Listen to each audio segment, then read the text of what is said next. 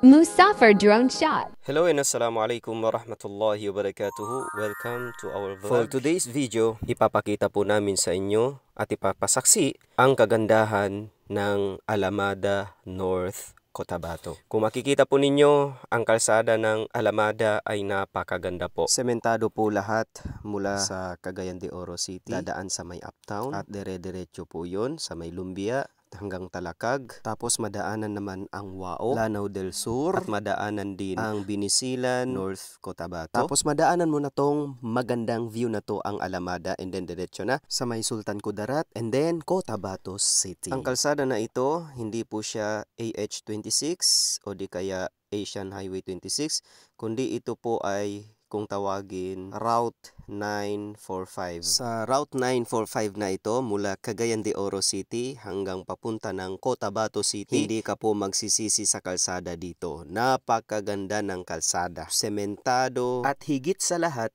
mabubusog ang iyong mga mata sa kagandahan ng view, sa kagandahan ng tanawin dito sa may Alamada.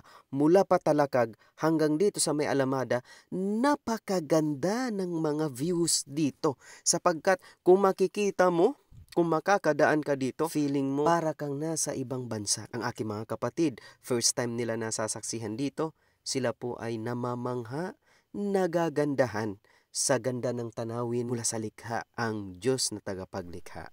Kung mapapansin po ninyo sa kalsada dyan kung saan tumakbo ang motor, yan po ang pinakamahirap na kalsada dyan. Ngunit kaya naman po ng mga motor o di kaya mga sasakyan. Kailangan lang na kondisyon ang brake upang nang sa ganun ay safe, sapagkat paakyat po siya and then paliko. At kung mapapansin po ninyo sa burol na iyan, diyan po ang stopoveran ng mga dumadaan dito. At diyan po sila nagva-vlog, nagpipicture at nagbi-video. Dahil dito po ang pinaka-overlooking, pinakamataas na bundok po ito. At may entrance po, of course. Every person o per head ay 20 pesos lamang po. So pwede na rin po, sulit na rin ang iyong 20 pesos.